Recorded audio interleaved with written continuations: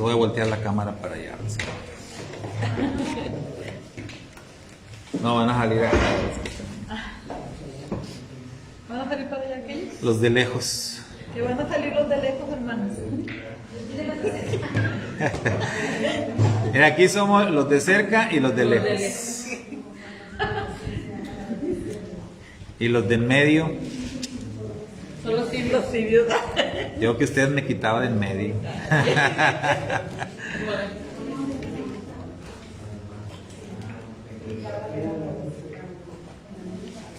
Carlita hoy es de los de lejos. Sí.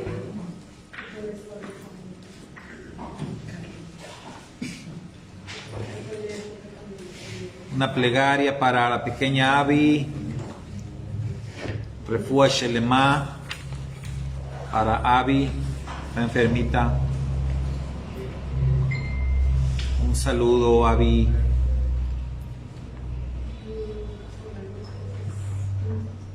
Para Alexa. Alexa, que me cuenta chistes, Alexa.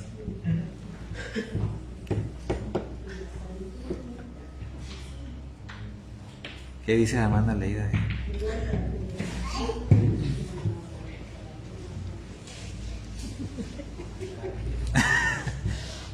Vamos a esperar a que termine.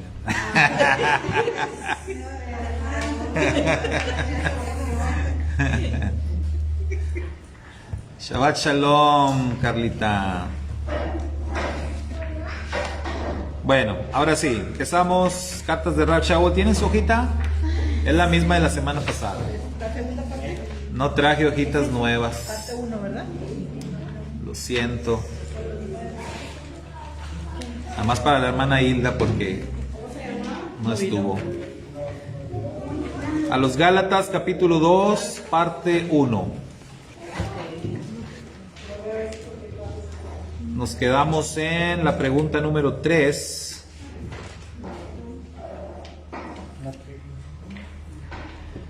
O sea, la 3 fue la última que vimos, ¿no? Sí.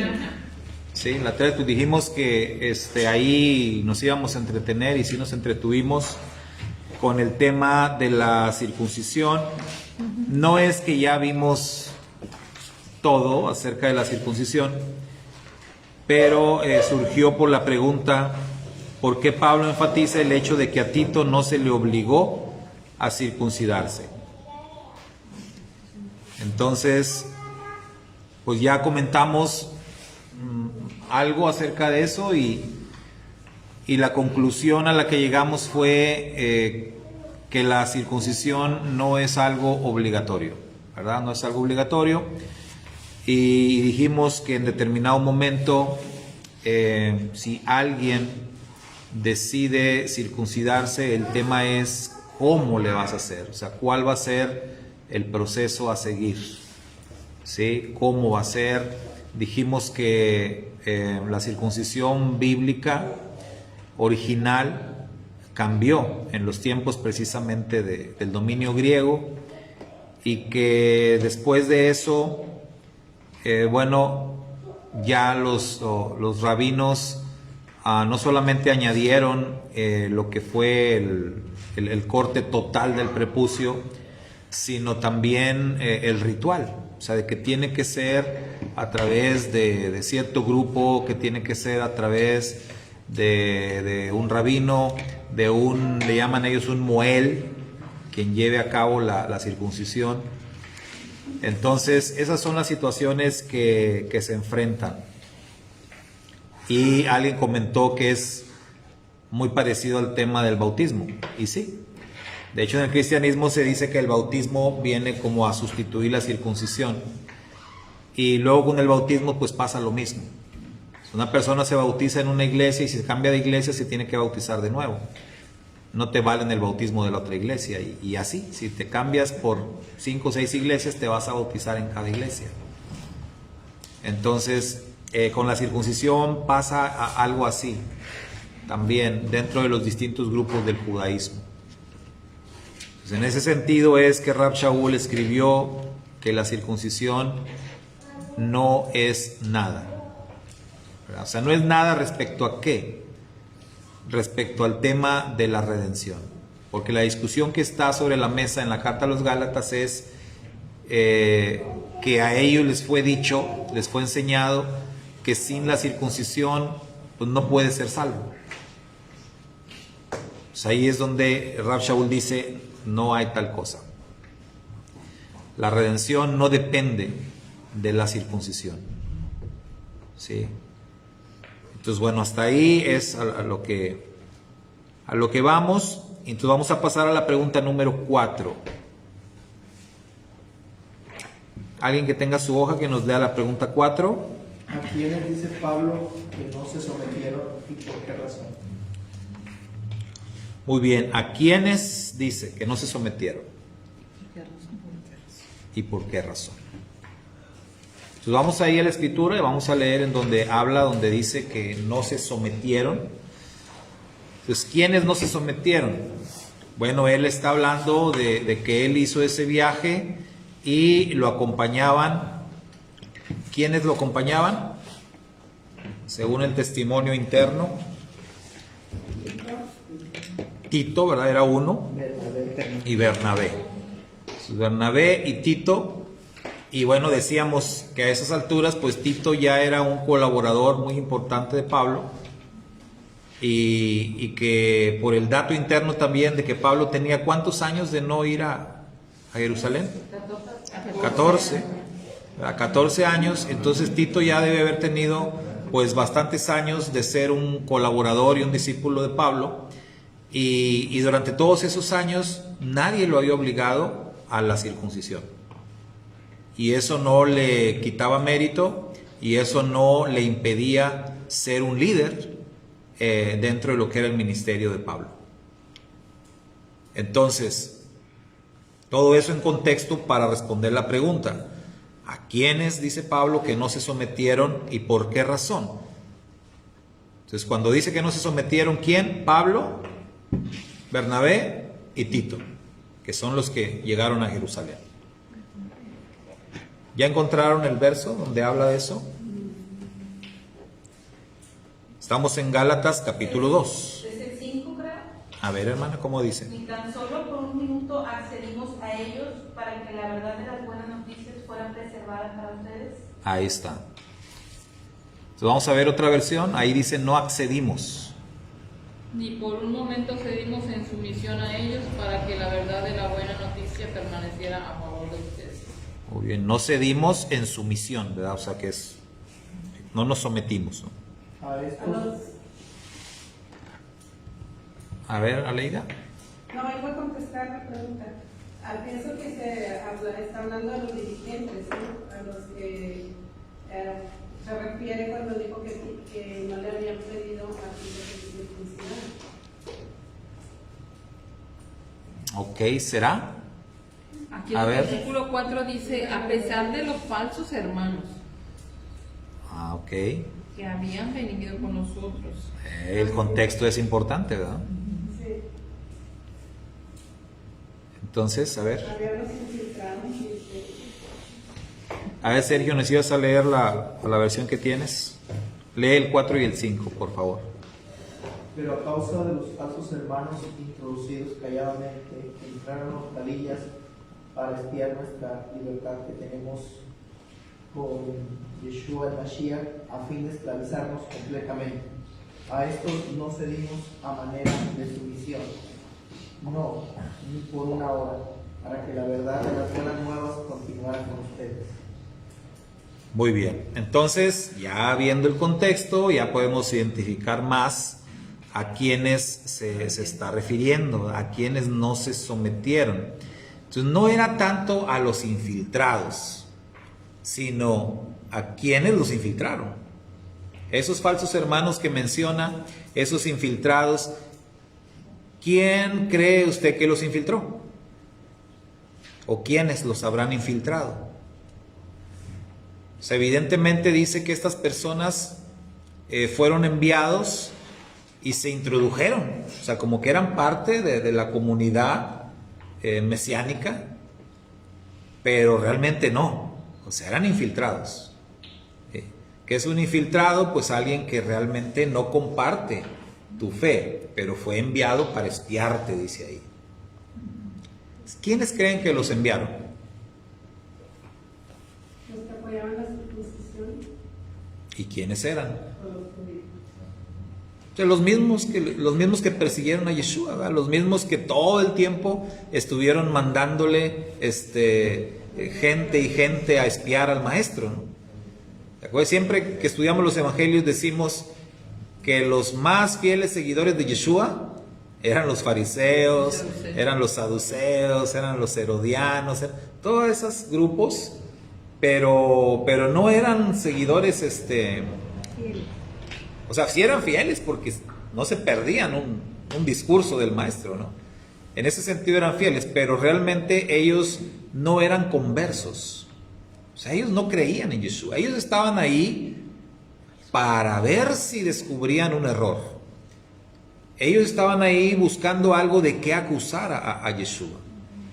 Yeshua murió, resucitó, apareció a cientos de personas y después regresó al cielo y dejó la encomienda a los discípulos.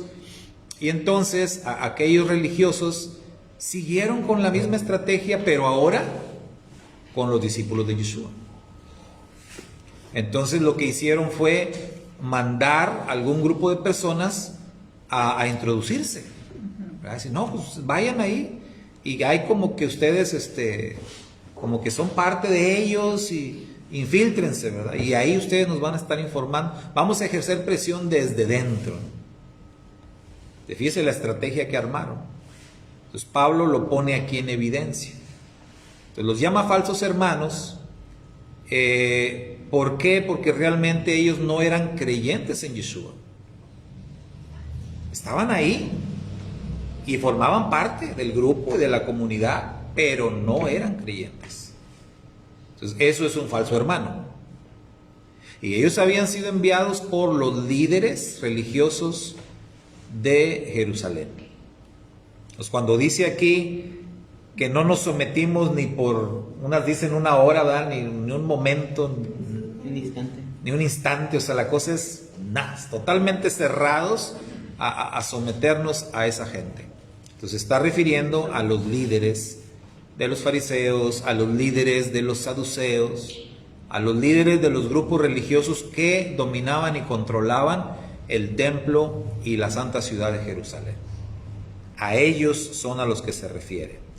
Sí, por eso les decía, no a los otros que mencionó como líderes del movimiento mesiánico, no, esos eran Kefa, Jacobo, los principales discípulos que menciona también, pero con ellos fue a encontrarse, con ellos fue, recuerden, a hablar en privado, ¿sí? Pero aquí él ya está hablando de otro grupo, está haciendo referencia a los líderes religiosos. Dice que esos falsos hermanos se introdujeron con la finalidad precisamente de ejercer presión entre los convertidos gentiles. ¿Para qué? Para que se convirtieran al judaísmo. Esa era la intención.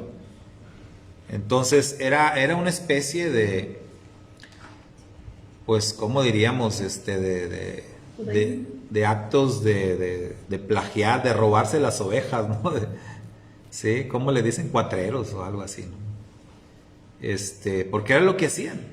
Prácticamente se estaban introduciendo con la finalidad de llevarse las ovejas hacia el judaísmo. Caballo de Troya. Sí, como un caballo de Troya. Sí, así se estaban introduciendo. Y ese era el objetivo. Entonces, es algo extraño que hasta la fecha, ¿verdad? Hoy día, en el judaísmo dicen que ellos no hacen proselitismo. ¿Se han escuchado eso? El judaísmo, el judío dice, nosotros no hacemos proselitismo. De hecho, el judaísmo critica mucho a los grupos misioneros. Al cristianismo lo critica mucho. Y ellos se jactan de no hacer proselitismo. Pero, pues uno ve y dice, pues, como que sí hay proselitismo. Porque ahorita en lo que son redes sociales y todo esto, hay bastantes páginas judías, ¿sí o no? Hay canales de YouTube, de judaísmo, hay de Breslev, hay ¿cómo se llama? El Aish Latino, Chabad, o sea, todos tienen sus páginas, sus canales.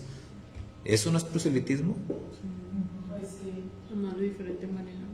Exacto, lo hacen de una manera distinta. O sea, esto que estaban haciendo no era proselitismo. O sea, mandar gente a introducirse y desde dentro enseñarles judaísmo. Pues, disfrazadón, pero sí es proselitismo. Entonces, bueno, Pablo dice, no nos sometimos ni por un instante, ni por un segundo. ¿Qué quiere decir eso que no se sometieron? Que no caían en los engaños, ¿verdad? Que no caían en las trampas. ¿Y cuál era la razón? Ahí lo dice también. Salvaguardar para vosotros la verdad del Evangelio. Así es, ¿verdad? O sea, aquí se trataba de mantener puro el mensaje del Evangelio. Y ya hemos dicho, ya hemos hablado acerca de lo que significa esto de el mensaje del Evangelio. ¿Sí? ¿Se acuerdan? ¿O ya se les olvidó? O sea, el Evangelio es la Torá. O sea, aquí mismo lo da testimonio Pablo. Pero cuando hablamos de interpretación, de interpretar la Torá, dijimos, cada persona va a tener su propia experiencia. Cada persona va a tener su propia interpretación, su propia forma de conocer al Eterno y de entender la palabra del Eterno. Cada uno vive su propia experiencia. O sea, el Evangelio no cambia, es el mismo. Pero la manera como cada persona lo conoce, eso es lo que cambia. Eso es lo que es distinto. ¿Mande? La buena noticia. Sí, o sea, no necesariamente la buena noticia para mí va a ser la misma que para mi hermana o mi hermano. O sea, cada quien va a experimentar la buena noticia según sus circunstancias y sus necesidades. ¿Sí, Sergio?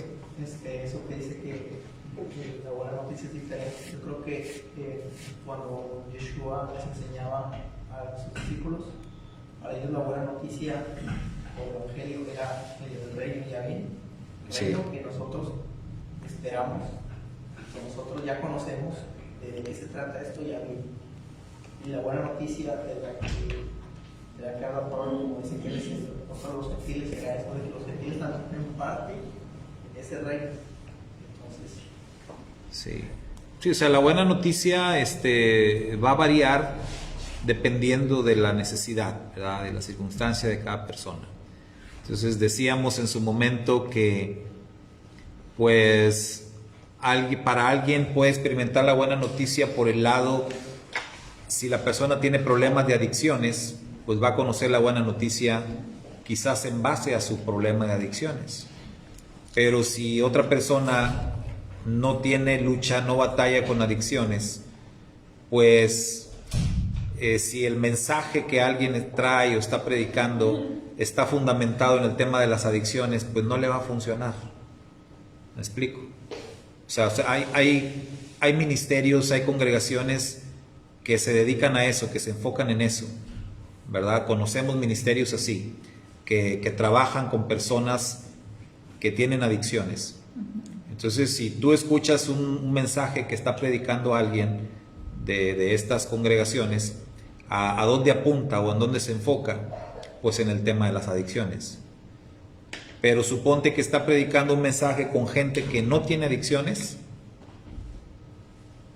entonces ahí el mensaje quizás va a sonar extraño, va a sonar como algo hueco. No va a haber una buena noticia ahí porque las personas o la audiencia no tiene esa necesidad. Entonces Yeshua, él llevaba la buena noticia según la necesidad de cada persona. Ya dijimos, Yeshua habló diferente a Zaqueo, habló diferente a la samaritana, habló diferente a Nicodemo, a cada persona. Entonces ahí tenemos que entender también que el mensaje cuando es personal es muy distinto. El mensaje personal es muy específico. En cambio, cuando Yeshua hablaba a una multitud o hablaba a una audiencia, el mensaje de Yeshua era distinto.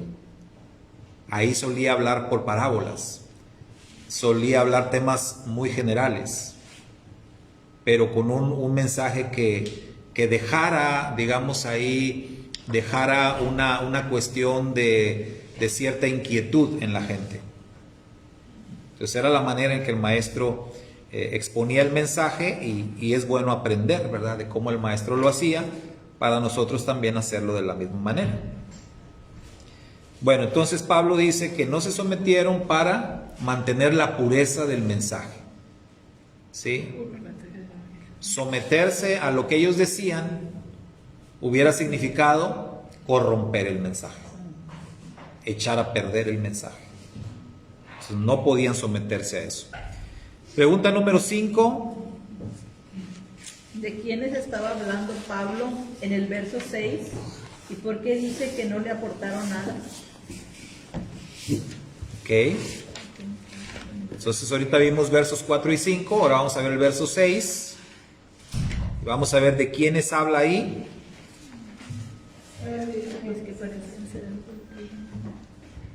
Ok, ¿cómo dice el verso? Pero de los que parecían ser algo, lo que eran, nada me importa. Dios no hace acepción de personas. A mí, ciertamente, los que tenían por importantes, nada me impartieron. Ok. Entonces, dice nuestra hermana Leida, está hablando de los dirigentes, ¿verdad? O sea, siguiendo en el contexto de los dirigentes judíos. Entonces dice los que parecían ser algo. Entonces esa es la manera como los que parecían ser algo. O esto es como decir los que aparentaban. Entonces Yeshua confrontaba a los líderes fariseos, a los líderes religiosos, los confrontaba diciendo que ellos aparentaban. Yeshua decía que ellos amaban, por ejemplo, el orar, ¿verdad?, en público, el hacer rezos así, que la gente los viera, porque les gustaba aparentar. Les gustaba dar grandes limosnas, ¿verdad?, hacerse de acá, pero que la gente los viera. Así como que voltearan a ver lo que hacían, les aplaudieran. O sea, todo era apariencia. Marcos gigantes. ¿Mande? Marcos talits gigantes. Les gustaba utilizar, ¿no?, el talit gadol, que arrastrara, ¿no? Sí. Entonces la manera de hacer las cosas, la manera de vestir, todo era apariencia.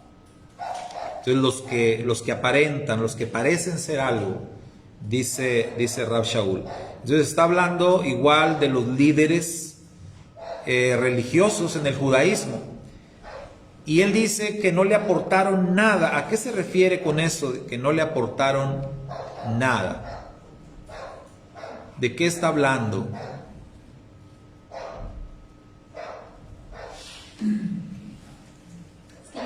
Yo siento que sigue ligado todavía un poquito al 4 y al 5, porque estaba hablando de aquellos infiltrados, y luego dice en el 6, y de parte de los que eran tenidos por notables, ¿qué me importa lo que fuesen? En Dios no hay acepción de personas. En todo caso, los notables nada nuevo me impusieron. Antes, al contrario, viendo que me había sido confiada la evangelización de los incircuncisos, al igual que a Pedro la de los circuncisos, pues el que actuó en Pedro para hacer de él un apóstol de los circuncisos, actuó también en mí para hacerme apóstol de los gentiles. Yo entiendo como que eran quizá los otros emisarios, los apóstoles o un grupo así importante. Como dice aquí, los notables nada nuevo me pusieron, no le quisieron hacer lo que el grupo infiltrado buscaba. O sea, le dieron la libertad, pues vieron que en él estaba el espíritu para la evangelización de los no circuncisos. Por eso creo que no les fue impuesto ninguna regla, ningún cambio, ningún sometimiento, pues el Espíritu estaba en ellos. Eso entiendo yo. Entonces fíjense, los infiltrados habían logrado no solamente estar ahí, sino pues tener una opinión, tener participación dentro de la comunidad de creyentes. O sea, poder opinar, poder decir. Hasta ese punto estaban ahí infiltrados. Estamos hablando de la comunidad de creyentes en Yeshua. Estamos hablando de que, pues, bendito el Eterno, quienes estaban al frente eran Kefa, Jacobo, Juan, eran los principales. Pero por lo que está diciendo Pablo en esta carta a los Gálatas, estos infiltrados habían logrado cosas importantes dentro de la comunidad de creyentes. Cosas importantes que era como oposición. Si aplicamos esto, si pensamos un poquito en el tema de la política que conocemos en nuestro país. ¿Cuántos conocen algo de política? ¿Sí? Más o menos. Bueno, saben que el tema de la política, los poderes en nuestro país, sí saben que son 3. ¿Cuáles son? A ver. Ok, el poder ejecutivo, ¿quién es? Es el presidente de la República. Él es el ejecutivo. ¿Y el poder legislativo? Los legisladores. Fíjense, ahí son los senadores y son los diputados. Pues ahí de entrada ya tenemos un conflicto, ¿no? Porque son 2 cámaras diferentes. Y ellos son el poder legislativo. Entonces se tienen que poner de acuerdo. ¿Saben ustedes lo difícil que es que lleguen a acuerdos esta gente? Pues luego los diputados tienen que tomar un acuerdo y mandarlo a los senadores. Y los senadores tienen que dar el visto bueno, autorizar lo que aquellos batallaron bastante para ponerse de acuerdo y aprobarlo, y luego aquellos tienen que, los senadores. Entonces, otro problema. ¿Por qué? Porque dentro de la Cámara de Diputados y dentro de la Cámara de Senadores hay personas con diferentes ideologías. Ese es el gran problema. Entonces, los partidos políticos aquí en México, ¿qué hacen? ¿Qué es lo que siempre están tratando y están luchando en las elecciones? Obtener mayoría. Obtener mayoría. O sea, ahí la clave es obtener mayoría. ¿Sí? Porque teniendo mayoría, pues ya sabes que vas a decidir todos los asuntos. Ese es el cuadro en la política de nuestro país y quizás en muchos otros países. Ahora, acá, ¿qué es lo que tenemos? Tenemos una comunidad de creyentes en donde todo parece indicar que los asuntos de pronto pues se planteaban ahí sobre la mesa, los discutían y había personas que opinaban. Obviamente los líderes, las opiniones de los líderes pesaban, pero por lo que vemos en el libro de los Hechos, el tema ahí no era, ¿cómo diríamos? No era tanto una democracia como a veces también nos quieren hacer creer. Porque luego la democracia que se maneja también dentro de muchas iglesias es muy parecida a la política. Luego es lo que sucede. Y luego también en las famosas democracias de las iglesias andan buscando lo que decía Iván, ¿verdad? La mayoría de votos. El 50+1. Entonces, pues no se trata de eso, imagínense. Como dijo un hermano, la mayoría de los grandes errores doctrinales y blasfemias y herejías en las iglesias se introdujeron por mayoría de votos, ¿verdad? O sea, no se trata de eso. En el libro de los Hechos nosotros vemos que se platicaban los asuntos, se trataban, había opiniones y todo, pero a final de cuentas, cuando ya había que tomar decisiones, ¿quiénes tomaban las decisiones? Los líderes. Los líderes tomaban ellos oían a todos. A ver, no, hermano, ¿usted qué opina? Y todo. Pero finalmente ellos, dirigidos por el Eterno, obviamente, tomaban las decisiones. Y es de lo que está hablando aquí Pablo. O sea, Pablo está exponiendo que los infiltrados habían hecho y deshecho y dijeron cuánta cosa, buscando que los creyentes gentiles se hicieran judíos. Pero Pablo dice, los líderes, los principales líderes, bendito el Eterno, dice, no nos obligaron a nada. Y nosotros no nos sometimos a los que estaban pugnando para que los gentiles se convirtieran al judaísmo. Si no nos sometimos absolutamente para nada. Y cuando dice el verso 6, como decía la hermana Ángela, sí, continúa hablando de lo mismo. Y él dice, a final de cuentas esta gente no ha aportado nada. ¿En qué sentido dice que no han aportado nada? En lo que él está hablando, ¿verdad? En la obra que él está llevando a cabo. Sí, era todo un misterio. Sí, estas personas no han aportado nada, no me han ayudado. Yo creo que nada más le faltó decir, al contrario, me han estorbado. Sí, me han estorbado, pero ¿ayudado? ¿Aportado algo? No, absolutamente no.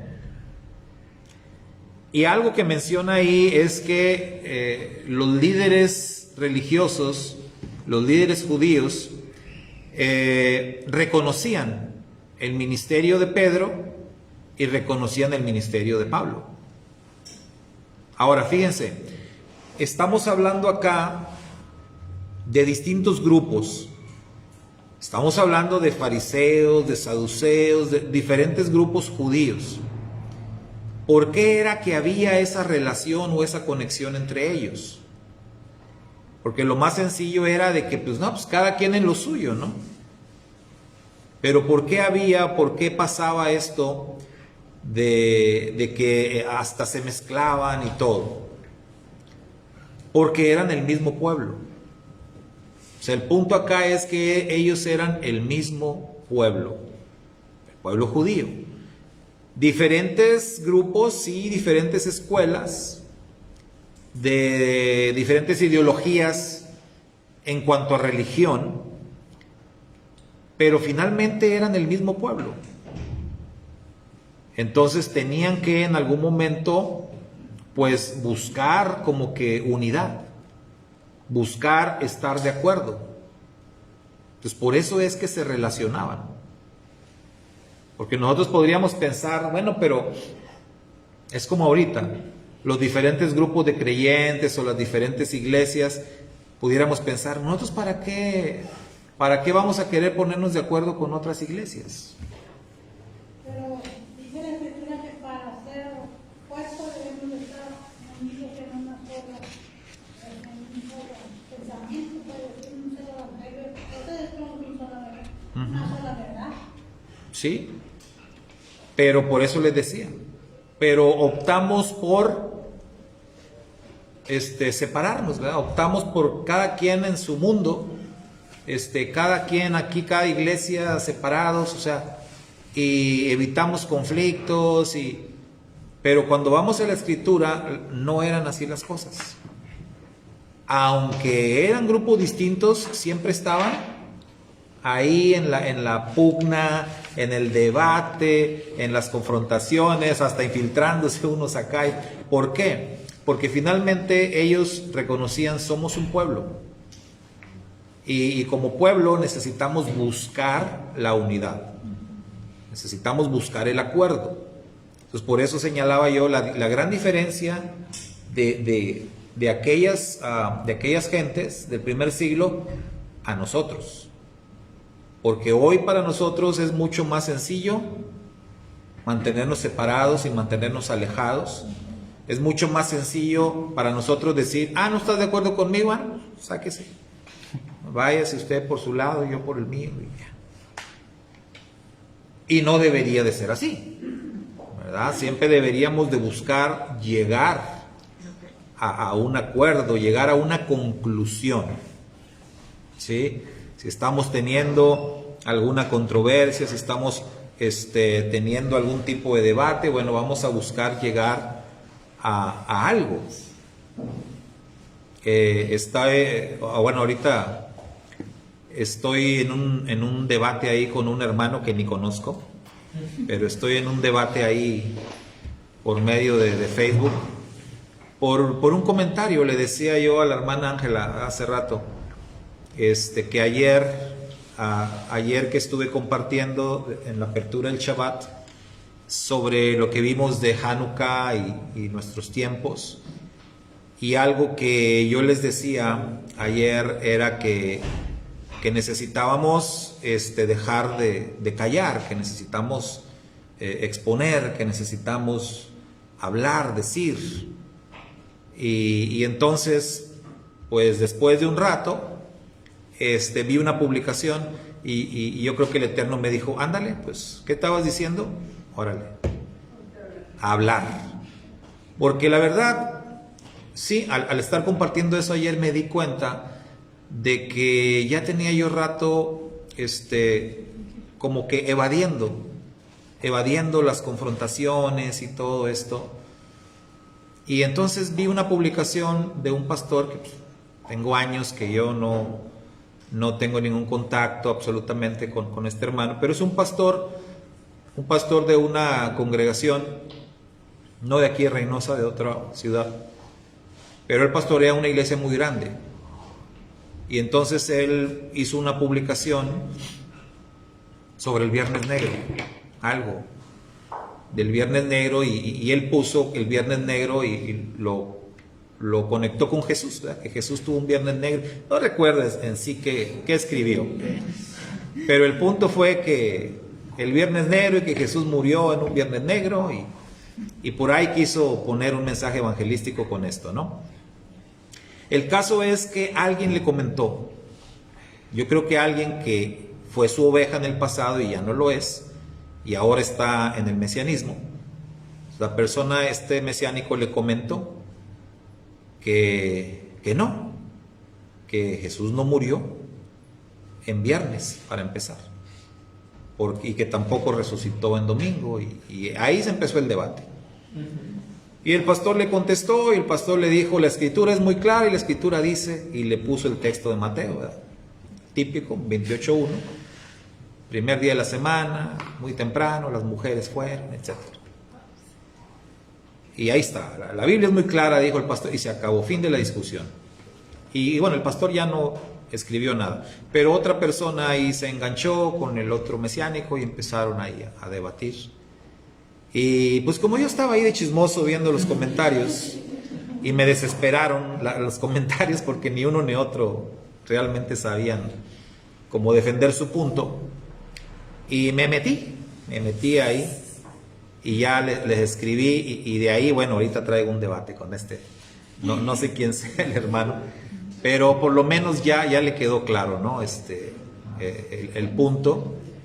Ya estamos llegando ahí a algo. Pero yo cuando escribí, la intención fue, sinceramente, lo digo con toda honestidad, dije, pues esta es una publicación de un hermano pastor que tiene mucha gente, que cientos de personas ven sus publicaciones, y lamentablemente pues su publicación pues fue muy ingenua, creo, y pues ahora se aguanta, ¿verdad? Entonces la cosa es, y vamos a aprovechar que mucha gente ve esto, y vamos a tratar de sembrar una semilla ahí, y vamos a tratar de sembrar una inquietud, que todo aquel que lea esto pueda ver que hay un tremendo error.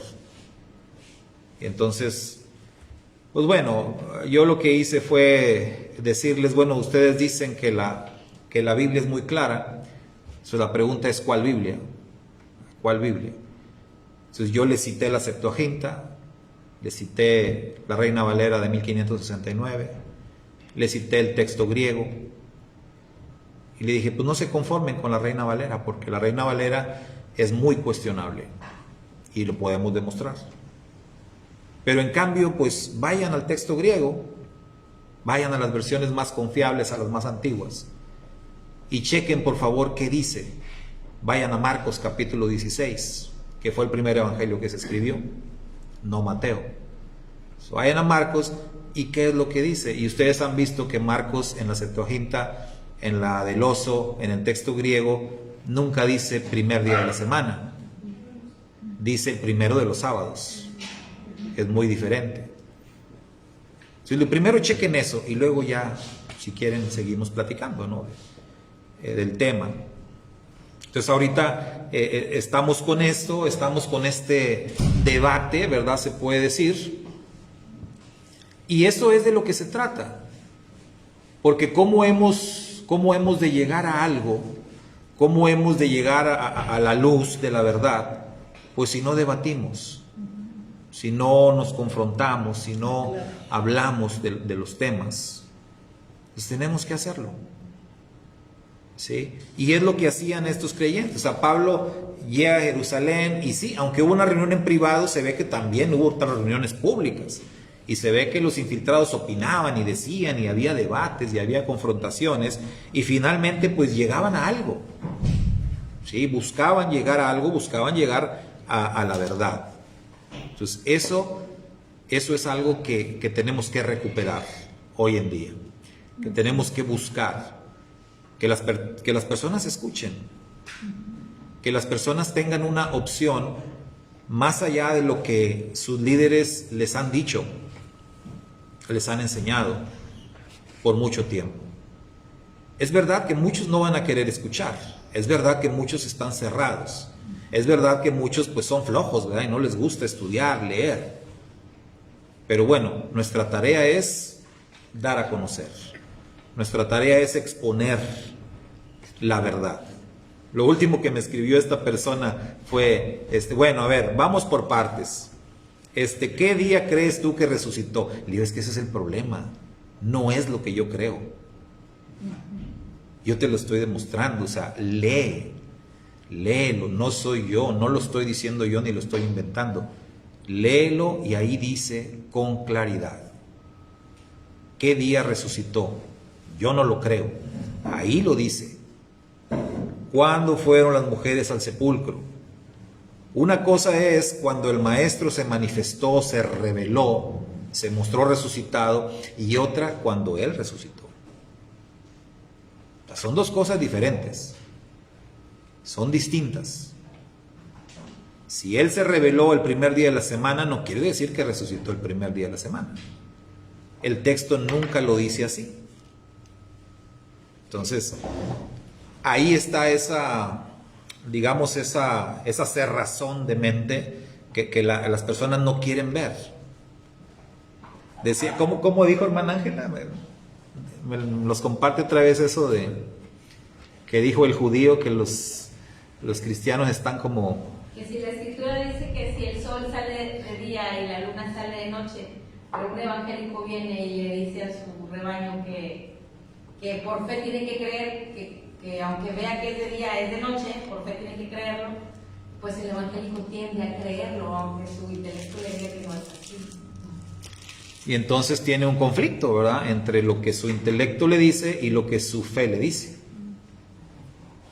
Fíjense hasta qué punto, ¿no?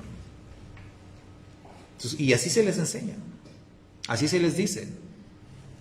No, es que tú por fe tienes que creer. O sea, aunque uno les demuestre con todo el sentido común, con toda la lógica y con todas las pruebas, ellos por fe, según ellos, por fe van a seguir creyendo lo que sus líderes les dicen. Y esa es pues una de las más marcadas diferencias que hay entre cristianismo y judaísmo, la perspectiva de la fe. El cristiano tiene una fe ciega, el judío no. El judío tiene una fe palpable. Demuéstrame las cosas. Entonces el Mashiach Yeshua nunca vino a sentar bases sobre una fe ciega. Eso no es así. Porque bajo el pretexto de la fe ciega se manipula mucho a la gente. ¿Sí? Y de hecho, yo creo que cuando compartían parábolas era para que ellos investigaran, para que ellos indagaran, para que hubiera participación de ellos, ¿no? Sino que se dijera, el reino viene mañana, todos tienen que creerlo. No, él decía, daba parábolas y ellos tenían que pensar, usa tu cabeza. Sí. Si esto está diciendo, estás escuchando su sermón, usa tú tu cabeza y trata de buscar respuestas. De hecho, por eso él hablaba en parábolas, para que se interesara verdaderamente en el Sí. Sí, eran desafíos. Desafiaba a pensar. Y de hecho, o sea, Yeshua les decía, cuando intentan apedrearlo, le dice, bueno, a ver, ¿por cuál de todas las obras que he hecho me quieren apedrear? O sea, él decía, yo les he demostrado. Entonces está el testimonio de la gente, está el testimonio de Juan, está el testimonio del Padre que hasta les habló desde el cielo, ¿verdad? Cuando fue bautizado. Las pruebas estaban ahí, eran irrefutables. Entonces, ¿por qué no quieren creer? Es algo que se sigue repitiendo. O sea, el Mesías Yeshua nunca enseñó sobre una base de una fe ciega. Todo lo contrario. O sea, una fe demostrada, basada en hechos verídicos, cosas palpables, sanidades, resurrecciones. Cuando Juan le mandó preguntar, ¿eres tú el que había de venir o tenemos que esperar a otro? Él le pudo haber dicho, no, díganle que por fe él tiene que creer. No, él no dijo eso. Vayan y díganle a Juan todo lo que está pasando aquí. Los cojos andan, los ciegos ven, los sordos oyen. O sea, cuéntenle todas estas cosas. Cosas palpables. Cuando Juan se refiere a Yeshua, ¿cómo lo expresa? Lo que vieron nuestros ojos, lo que escucharon nuestros oídos, lo que palparon nuestras manos. Eso no es fe ciega. Eso es una fe basada en hechos totalmente demostrables. Entonces, lo que hoy se enseña, lamentablemente, en el cristianismo es totalmente contrario a lo que enseñan las Escrituras. Número 6, ¿qué es el evangelio de la incircuncisión y qué es el evangelio de la circuncisión? Volvemos otra vez con el tema de los evangelios. Ya dijo Pablo que hay un solo evangelio, ¿verdad? Entonces, si ya dijo que hay un solo evangelio, ¿cómo ahora vuelve a hablar como de dos evangelios? Dice, los líderes reconocieron que a mí me fue dado el evangelio de la incircuncisión, así como a Pedro le fue dado el evangelio de la circuncisión. Entonces, ¿qué es eso, hermanos? ¿Qué es el evangelio de una cosa y el evangelio de otra?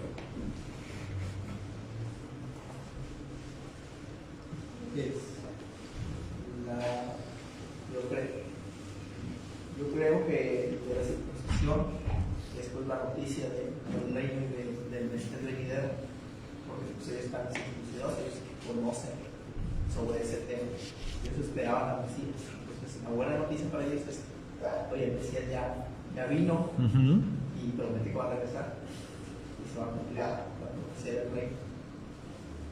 Y de los circuncisos, pues que ellos también van a ser parte de ese reino que ellos tanto proclaman. Muy bien, entonces otra vez, no son evangelios diferentes, ¿no? Es más como a quién se dirige el mensaje de Dios. Exactamente. Entonces ya cuando vamos entendiendo el concepto, no está hablando de evangelios diferentes, está hablando otra vez de la buena noticia, está hablando del mensaje de cómo se va a hacer llegar a cierto grupo de personas. Entonces, no le puedes o no se le va a compartir de la misma manera el mensaje a un judío que a un gentil. O sea, así de sencillo. No va a ser de la misma manera. Si un gentil no sabe nada, vamos a decir, de la Torá, como ahorita que estamos con esto del tema del debate de lo que dicen los evangelios. Entonces, fíjense, Marcos dice en el Shabbatón, el texto griego dice Shabbatón. Shabbatón, ¿qué es? Es el primero de los sábados. Pero si una persona no tiene conocimiento, no sabe qué significa el primero de los sábados, no va a entender. ¿De qué está hablando? ¿Por qué el primero de los sábados? ¿Cómo? ¿Qué? Entonces, no sabes de las fiestas. O sea, no conoce las fiestas solemnes. Si tú le dices, oye, a ver, ¿sabes qué es el conteo del Homer? No. ¿No sabes el conteo del Homer? No. Entonces, ¿cómo te explico el primero de los sábados? Necesito explicarte el conteo del Homer. Pero para explicarte el conto del Homer, necesito explicarte primero Pesaj. Y sabes, vamos a Génesis mejor primero. Es que sí, necesitas empezar desde el principio. Es el gran problema de siempre. El cristianismo empieza a leer Juan primero. Hermano nuevo creyente, comience usted a leer Juan. Y ni lo terminan de leer. Sígase con Romanos. Los 2 libros más complicados del Nuevo Testamento, y los mandan a leer esos. A un nuevecito. O sea, eso hasta parece adrede, ¿no? Como una trampa. Sí, para que no entienda nada. Sí. Para confundirlo más. Tan fácil que es, comience a leer su Biblia desde Génesis. Hay que ir, ¿verdad?, al principio. Entonces acá no tenemos un tema de 2 evangelios, ¿verdad? Otra vez estamos hablando de la buena noticia para un grupo y de la buena noticia para el otro grupo. Pues Pedro está encargado de los judíos, de los que ya son circuncisos, y como decía Sergio y decía bien, el mensaje ahí es, ya vino el Mesías. Para los gentiles tenía que ser un poquito diferente, porque para los gentiles pues ni sabían de un Mesías. Perdieron su identidad. Ya no saben ni quién son ellos mismos.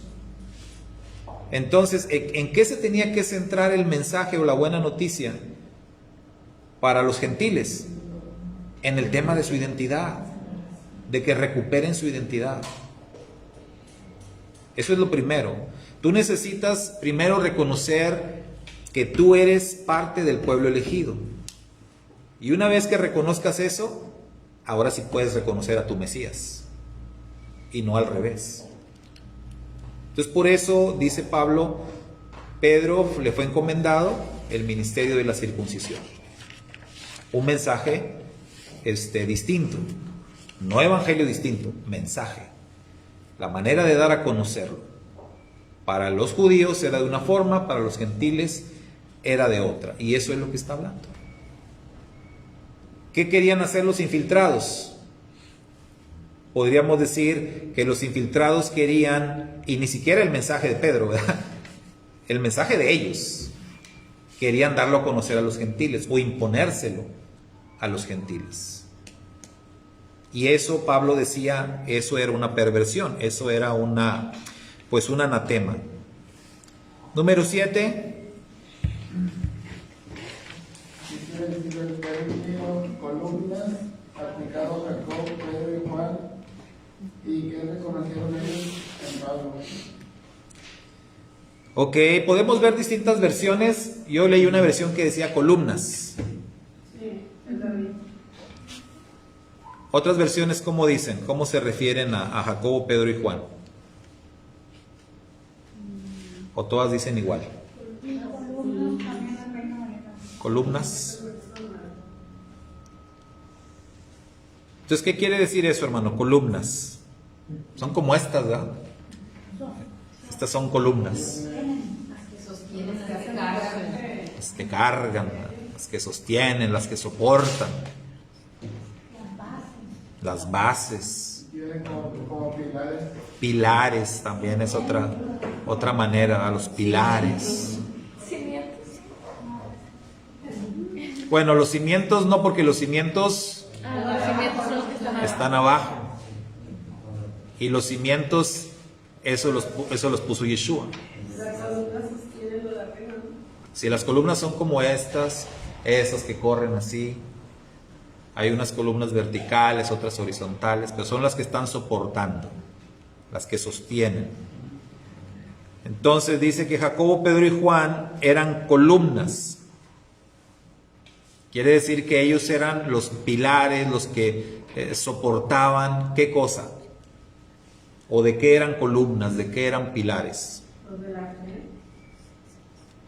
Así es, ¿verdad? ¿Recuerdan que Yeshua le dijo a Kefa en el último capítulo del Evangelio de Juan? ¿Qué le dijo Yeshua a Kefa? Cuando le dijo, ¿me amas más que estos? Le dijo Yeshua, apacienta mis corderos, pastorea mis ovejas.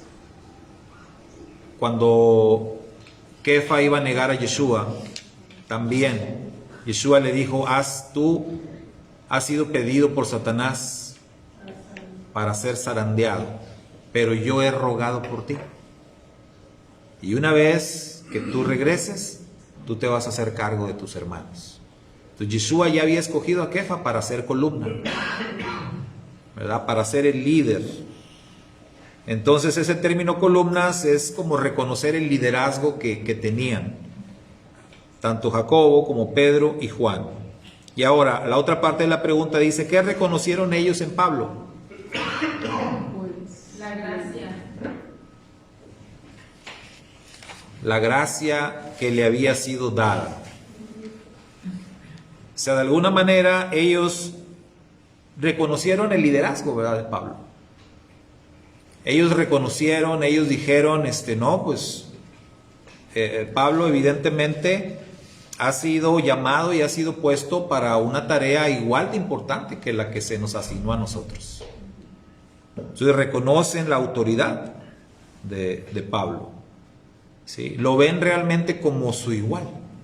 Sí, también como una columna. Lo ven como una columna también. Y fíjense que qué difícil esto. Qué difícil para ellos, porque Yeshua a ellos no les había hablado de esto. No les había hablado de esto. Fue como que algo que se mantuvo aparte. Pero ellos lo reconocieron. Entonces por eso yo creo que sí fue muy difícil.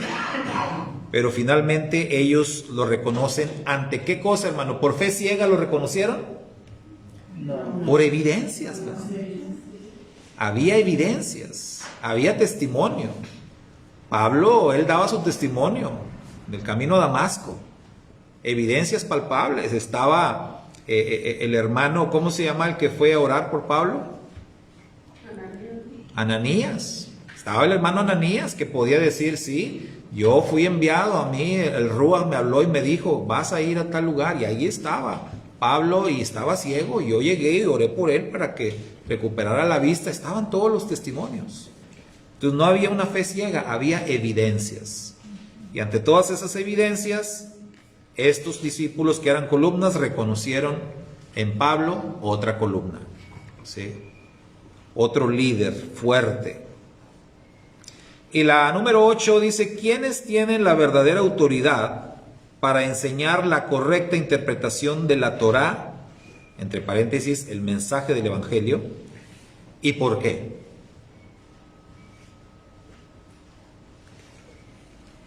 Esta es la pregunta importante. ¿Quiénes tienen la verdadera autoridad para enseñar la correcta interpretación de la Torá? ¿Y por qué? Pues el judío.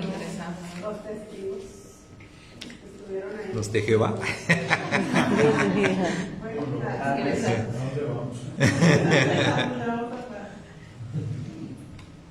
No, pero por los que fueron parte de los hechos de Yeshua, ahí siendo testigos, como dijimos ahorita de Pablo, o sea, había testigos que estuvieron involucrados directamente en el llamado presencial. Sí. Por eso el título del estudio, ¿verdad?, es la autoridad de los emisarios de Yeshua, o sea, de los apóstoles. La autoridad o sea, porque ellos fueron los que recibieron esa encomienda y esa autoridad. Ellos fueron los discípulos de primera mano de Yeshua. Los primeros discípulos. ¿Sí? Los llamados apóstoles, las columnas, como dice aquí. Entonces, por eso es que ellos en Pablo reconocieron ese apostolado también. Entonces, los apóstoles fueron ese grupo que Yeshua mismo escogió y designó. 12.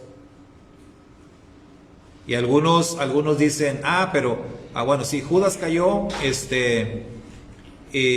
Matías entró en su lugar, pero los discípulos se equivocaron al escoger a Matías, porque echaron suertes y eso a Dios no le gusta, y entonces realmente Pablo era el 12avo. No. Matías es el 12º y son 12.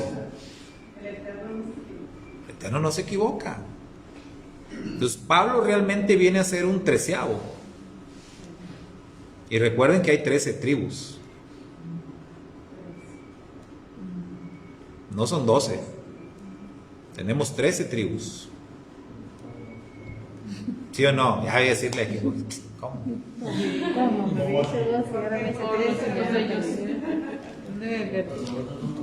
Recuerden que Jacob adoptó a los hijos de Yosef. Adoptó a Efraín y a Manasés.